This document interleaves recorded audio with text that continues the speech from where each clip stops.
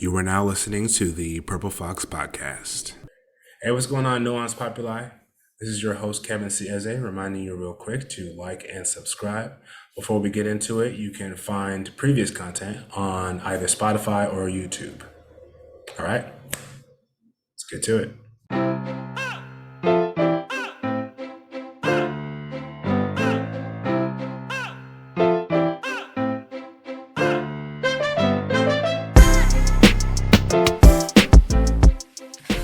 What's going on, everybody? This is your host of the Purple Fox Podcast, Kevin Cieze, coming at you with another episode. This update is called Grifting versus Building, the Rise of a Grassroots Movement. It's always fascinating to me when people use the term grifter to describe someone building a movement from the ground up. Anyone involved in this pursuit knows that the catalyst for that argument comes from the leadership of that movement's opposition. But it seems like the general public is so willing to consent to that line of thinking these days. It must be so disheartening to summon the courage to build something from the ground up, putting your heart and your reputation on the line, only to be called a thief of goodwill. The goal for any movement is to generate enough support for that movement to survive and thrive. So, I mean, it's to be expected that the opposition of any movement will stop at nothing to crush the momentum. So it's no surprise when those kind of arguments crop up. It's part of the game. Those brave community leaders building movements or parties can take comfort in the fact that they can physically see the gains they make with each action. The important thing is to continue to invite like-minded individuals into your fold to continue growing that movement. By the time you realize it, a solid coalition of support will have formed around you, and you can physically see what you've built. But opposition to movements can get pretty nasty. I mean, look at all the tricks the DNC employs to suppress any entity they see as competition on the left. Talk to any Green Party member and they'll relate to you a long history of corrupt tactics used by the Democratic Party to suppress them. Every election cycle, the Green Party members work to expose those corrupt tactics and sound the alarm. But, I mean, how much can you really sound the alarm against the establishment that was once smaller movements in itself, now coalesce into this oppressive arm when they hold all the cards? Although the gains are incremental, the best option is to just keep building year after year, despite the heavy opposition.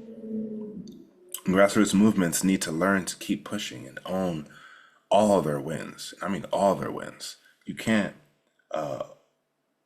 work to build this percentage of the vote and then kind of back off from your gains because of the consequences. No, you knock those doors, you spread that message, you ushered in that platform, that campaign, and you got that vote total. So you own that, it's yours.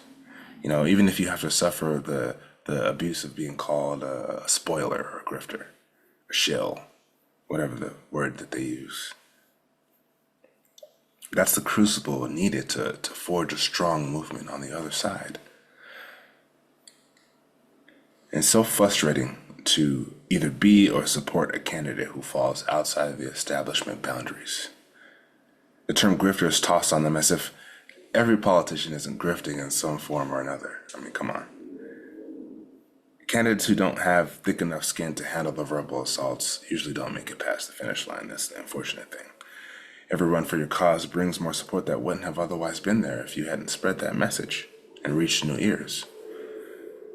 If supporters of a movement aren't willing to work over the long haul, then more than likely the steam or energy around that campaign will fade. That's why winning can't be the only goal. It's just not sustainable as the only goal, If you haven't had a big win on the federal level, you've got to be able to point to what you've already built and take pride in that. We did that. We knocked those doors. We got those new volunteers, those new members. They joined up. They signed up. We got this vote total. You got to own all of that. Take pride in it. Movement leaders and organizers must be able to brush off the slings and arrows to effectively champion their cause or their message. It's important to know that organizers won't convince everyone they come in contact with, but every head turn or attentive ear is another drop in the bucket or a win. Movement builders and organizers should be unapologetic, and I mean unapologetic, in their approach to gaining support and momentum, enthusiasm, because the other side won't. They really won't be apologetic, and they have more resources to back them up. So nothing beats the hard work and dedication of knocking doors and establishing a solid ground game campaign, other than millions of dollars in corporate ad buys. And we've seen the effect of that. But because the money doesn't come all that easy for grassroots campaigns and organizing efforts, every supporter is a massive win. I mean, every supporter, because that's word of mouth.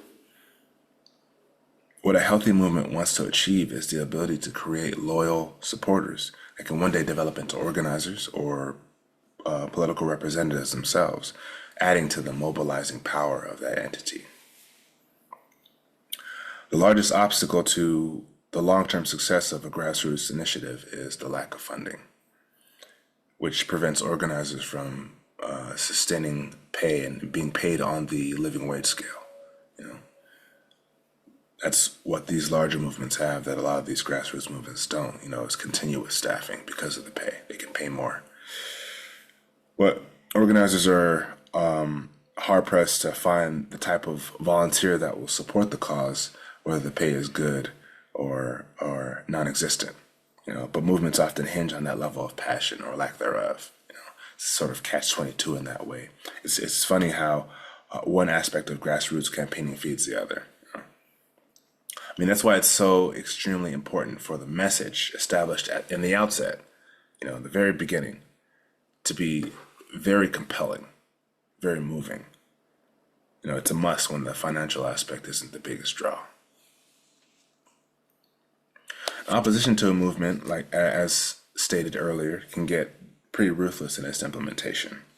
Well-funded opposition looking to crush the spirit of a movement can take all of it down with a well-placed ad buy or just overall staffing ability. They can staff more, so they have more people on ground at more times of the day.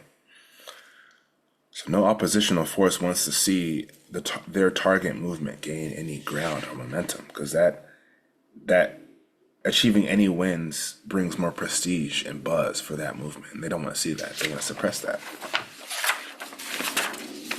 The propaganda used by oppositional forces, such as calling a particular movement a grift, and we've seen how that's playing out right now, is often intended to divide and conquer the movement, kind of disorienting the organizers and shifting support away from the cause, kind of averting the supporters' gaze.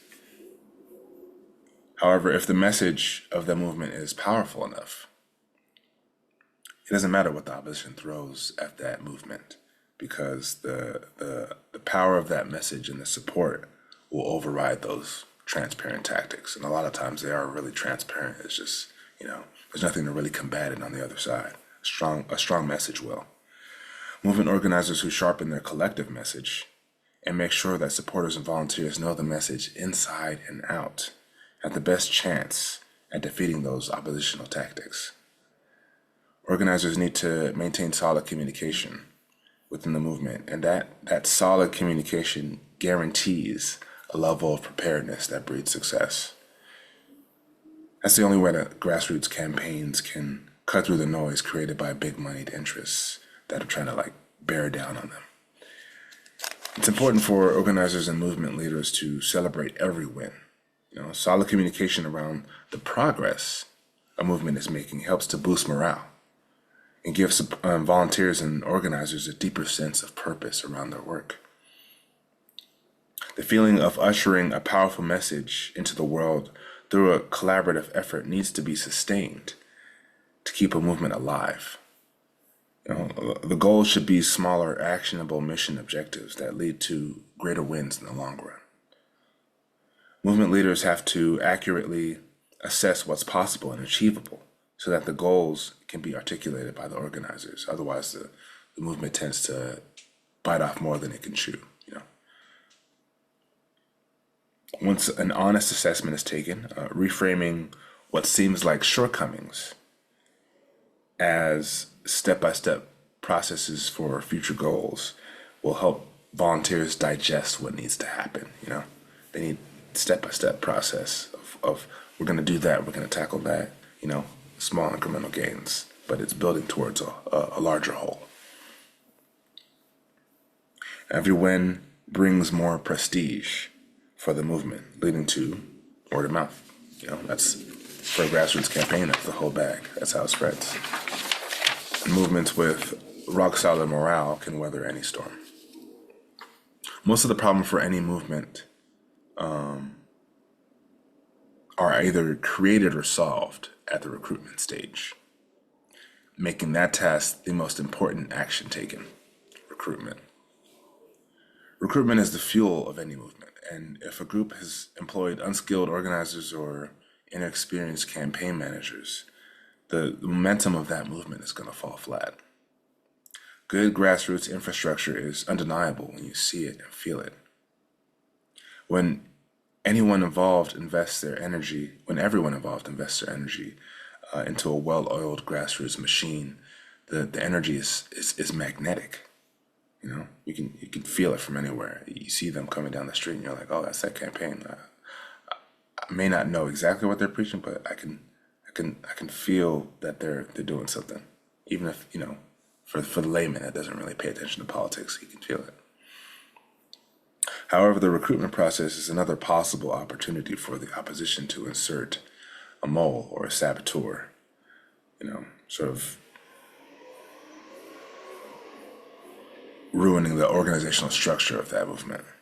It's important for individuals to bring on shrewd individuals that can kind of weed out those moles or saboteurs that are obstructing the operational flow of that movement.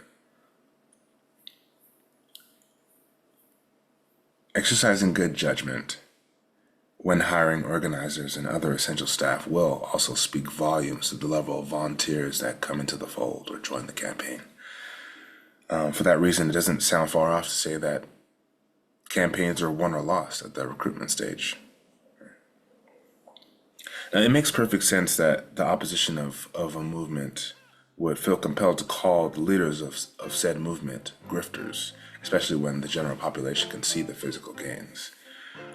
Status quo normally squeezes the life out of smaller movements so that the establishment's agenda remains strong and prominent. The thing about trying to stifle something is that you can only hold it down for so long before it breaks. There's a genuine realignment occurring in U.S. politics, and the establishment institutions are doing everything in their power to squash this raw desire for change.